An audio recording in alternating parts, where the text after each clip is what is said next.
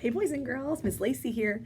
It is week 3 of September. I hope that you are enjoying. It got a little cool for a little bit, but now it's getting hot again. I hope you're still enjoying summer and that school is going well.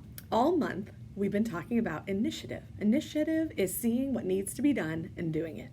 So I hope that you have been doing things without anyone asking you to do it, like clean your room or do your homework or take the dog out or take the trash out. I would love to hear some stories about how you are showing initiative this month and always.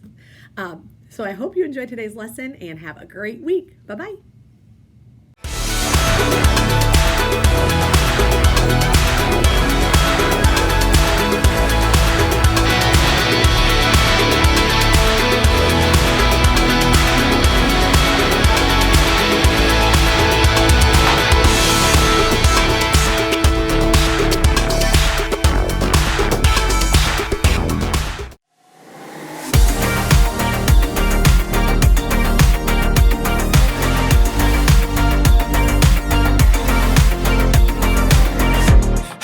Got to see what you see. You are doing a great work in me. I've decided I can't stand still. No, you have given me purpose. All my heart is yours. All my life is yours. I will make a move for you, for you. All my heart is yours. All my life is yours. I will make a move for you. Make a move for you. Make a move, make a move.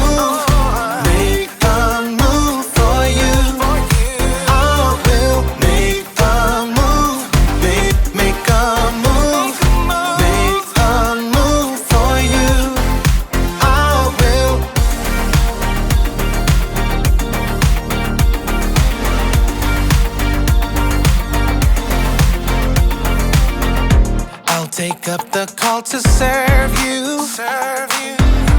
You have given me a job to do. I wanna love the world just like you. Yeah, you have given me purpose. All my heart is yours. All my life is yours.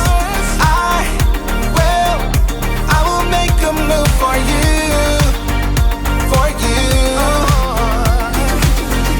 All my heart is yours. All my life is yours. I will make a move for you. Make a move for you. Make a move, make a move. Make a move for you. I will make a move. Make a move. Make a move for you. I will.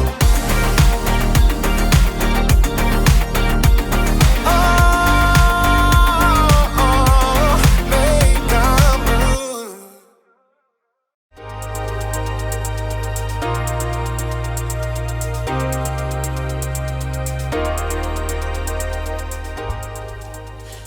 Good day, space travelers! It is I, Jacob, and I'm here to take you to the very edge of the universe, or at the very least, the very edge of initiative. Initiative is seeing what needs to be done and doing it.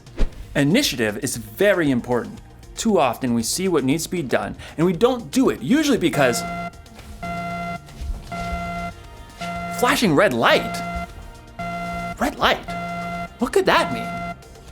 I'll have to check the Space Travel Manual. Red light. Ah, red light.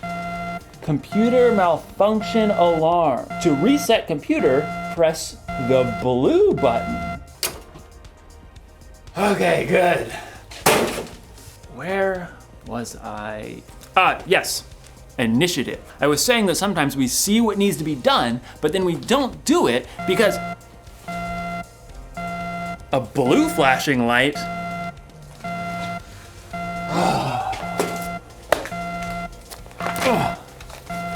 Blue light, blue light, blue light, blue light. Clogged toilets. To unclog, press the orange button. That'll do the trick. Man, it's really hard to focus around here. What I was saying was, a flashing orange light? Okay.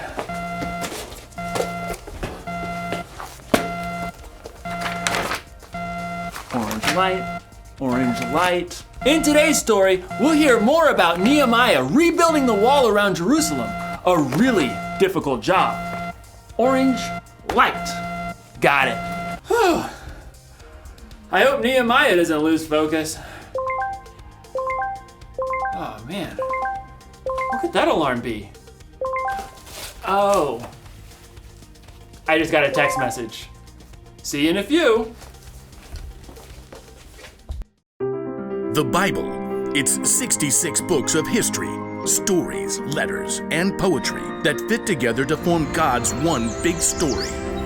The epic adventure of how He created us and loves us so much that He made a way to rescue us. As we travel through the Bible, from Genesis to Revelation, we discover people who met God and found their lives changed forever. Now, for an amazing story, inspired by the book of Nehemiah, chapters 2, 4, and 6. When Nehemiah traveled to Jerusalem and surveyed the broken down walls, he saw immediately what had to be done. We must rebuild. God moved the hearts of the people to join him. Let's get started! Hooray! But while the Jewish people were eager to repair the tumbled down walls and ruined gates, the people in the lands around them were not so thrilled. What do they think they're doing? A city with no walls stood open to attack. The people inside could never become a strong nation. The enemies of the Jews knew that if the wall of Jerusalem was rebuilt, the Jewish people might become a powerful enemy. They must cease and desist. Sanballat, a Horonite, and Tobiah, an official from Ammon, marched right up to the place where the people gathered to begin work. Pathetic. What a ragtag group. Why bother to even start? You shall never finish. Plus, the king is gonna think you're trying to take over. Nehemiah kept his cool. The God of heaven will give us success. We serve Him. So we'll start rebuilding the walls. Good luck with that. Nehemiah and the Israelites didn't need luck. They needed God's help. It was true that a few of the Jewish people were builders. Let's see. We've got priests, nobles, goldsmiths, perfume makers, farmers, grape growers, shepherds, any stonemasons. Well, let's get organized. Where he could, Nehemiah assigned each family group to work on a section of the wall closest to their home. Eliashib, you and the other priests will rebuild the sheep gate. Then, work on the wall up to the Tower of the 100. On it. Hassanah's family, I want you to work on the fish gate, lay its beams, and repair the doors with metal bolts and bars. We've got this. Nehemiah continued to give each family or group a part of the wall to rebuild. Old and young, men and women, they put everything they had to gather the fallen stones and hewing beams. In a short time, the wall began to rise again. Inconceivable. Sanballat and Tobiah were shocked to see the Jews actually making progress. They would mock the work to anyone who would listen. Do those Jews think they can make the wall new in a single day? Preposterous! The stones are all scattered and piled up like garbage. I suppose an itty-bitty fox tried to climb up on that excuse for a wall. Ah! The whole thing would fall down. Once again, Nehemiah ignored the heckling. Instead, he prayed as he worked. God, please listen to our prayer. Some people hate us. They're saying bad things about us. Don't hide your eyes from their guilt. With a burst of energy, the people worked even harder until the wall was half as high as it needed to be. Preposterous! Time for some action. Tobiah and Sanballat began to plot with the surrounding nations to attack Jerusalem before the wall could be finished. We must set guards, day and night.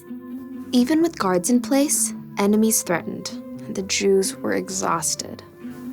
There's rubble everywhere, and our enemies say that no matter where we are, they'll attack. Nehemiah refused to be distracted. He stationed families at the weakest parts of the walls, armed with swords, spears, and bows. Don't be afraid. Fight for your families. From that day, everyone carried their weapons, even as they worked. If you hear the sound of the trumpet, run to join us. God will fight for us. Nehemiah and the Jews worked from the very first light of sunrise until the stars came out at night. At last, the wall itself was finished. It's full height.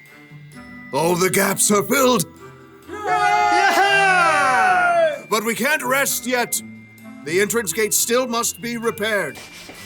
Sanballat was furious, but he had another play to make. So he sent a message to Nehemiah, who was working high on the wall. Sanballat says, "Come, let's talk with one another. Let's meet in one of the villages on the plain of Ono." Oh no, I don't think so. Nehemiah knew perfectly well they were planning to harm him, but he stayed focused on the work and sent his own messenger to Sanballat. Nehemiah says, I am working on a huge project. Why should the work stop while I leave it? Why should I go down and talk with you? Inconceivable! Try again. 5 times, Sanballat sent messages. He even threatened to tell the Persian king that Nehemiah was trying to make himself king. Tell Sanballat you're just making that up. Oh, I'll have to send another message. Time for a new strategy. Sanballat made one last desperate attempt. He hired a man named Shemaiah to make Nehemiah look bad with his own people. Nehemiah, some men are coming at night to kill you. Let's go hide in the temple and lock the doors. Nehemiah knew that God had not sent Shemaiah. Should a man like me run away? No, I won't go. Once again, Nehemiah saw through the tricks of his enemies. Instead of hiding away and looking foolish, he trusted God and doubled down on the work. On the 52nd day of work, the wall and gates were finished. No! The wall had been finished in record time by a group of ordinary, everyday people. It was clear to everyone that God had helped Nehemiah and the Jews stay focused and finish strong.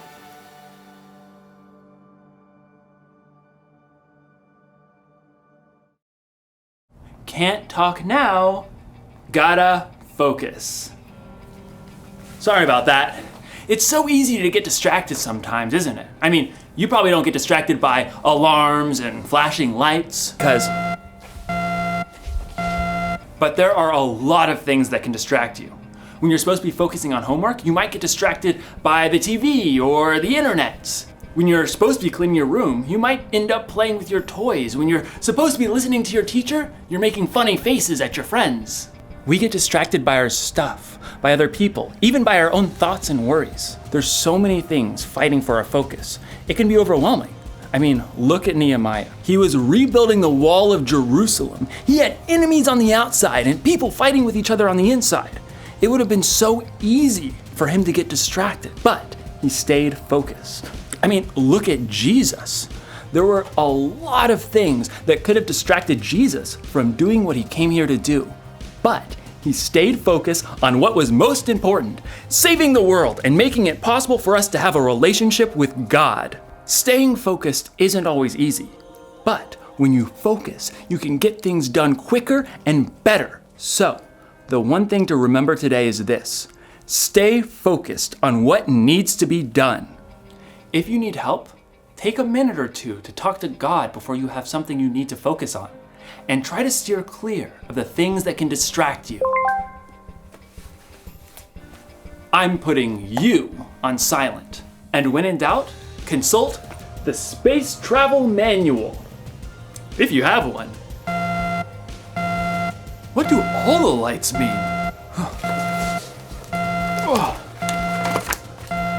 All the lights, all the lights, all the lights, all the lights. Oh. Dance party.